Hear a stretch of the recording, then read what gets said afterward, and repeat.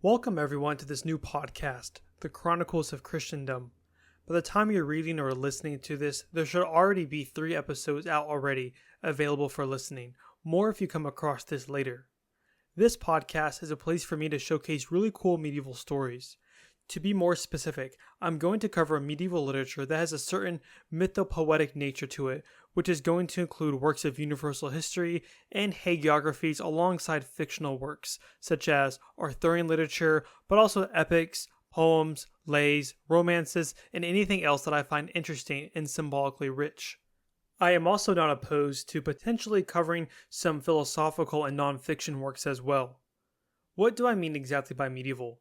Well, people debate what the exact time frame for the medieval period is, but we will define it through a chiastic pattern by pinning its beginnings at the fall of the Roman Empire in the West in 476 and mark the end as the fall of the Eastern Roman Empire in 1453. This gives about 1,000 years to work with.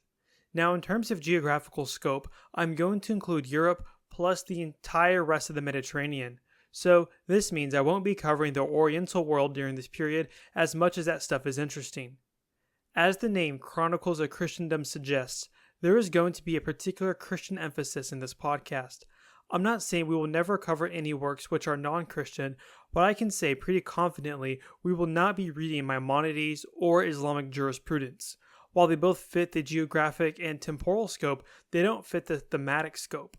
Likewise, as the subtitle, A Survey of Medieval Literature, suggests, I want to be pretty broad.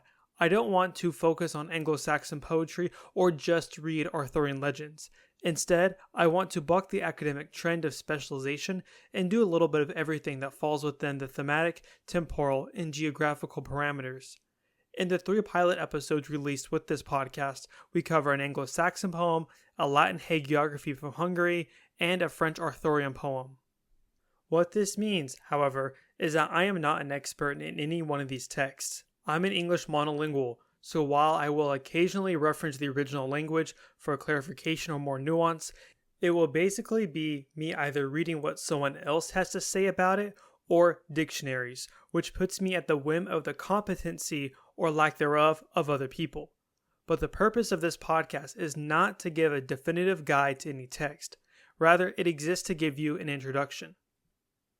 When it comes to reading and interpreting text, I'm of the school that love is the most important thing you need. There is a time and a place to pick up a text and just tear it apart. With some of my other projects, I have done more than my fair share of this.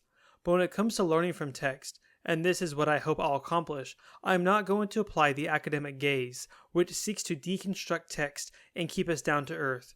Rather, with loving these texts and seeking to learn from them, instead of seeking to correct and lecture, we will allow these texts to take us up to heaven. Practically speaking, what this means is that I will read these texts in order to draw meaning out of them, not just data for an academic paper to publish. I will come at these works from a traditional Christian perspective and try to find the ways in which they tell us something about the structure of reality. In other words, there will be a lot of symbolic analysis. When weird things pop up, I am going to assume that this is an opportunity to learn something, rather than apply a materialistic lens which brushes it off as mere superstition or fantasy. I hope that in the course of this podcast, I will be able to impart this to y'all. However, as I am an Orthodox Christian, reading what will often be texts from the post-schism Christian West, there will be things I disagree with. But my quibbles will be from, hopefully, an Orthodox perspective, and not the hand-waving academic perspective, which I see in medieval studies all too often stemming from an alleged position of superiority. I have listened to a lot of podcasts in the past. Several years ago, I was probably listening to 20 to 30 hours of content a week. It was almost a full-time job just keeping up with everything I was listening to. I have also been on the other end producing content. In 2018, I ran a mildly successful academic-style history podcast.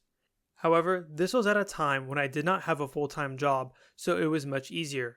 Now that I have more obligations, I don't listen to nearly as much content and have become much more picky about what I listen to. One thing I realized when I had to become more selective is that so many podcasts have a really good premise but are just bad podcasts. The main culprit is that they don't know how to balance information density. Either podcasts are way too dense and would serve better in some written form, But more often, I find podcasts to just be extremely informationally sparse.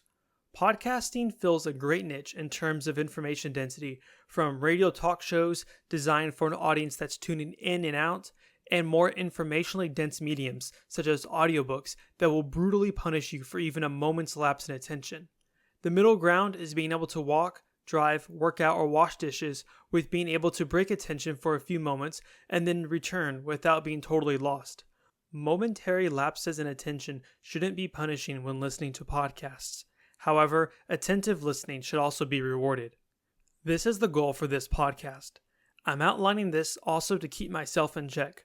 I hope that this podcast will fulfill these goals. I encourage you to check out the catalog of episodes. Thank you so much.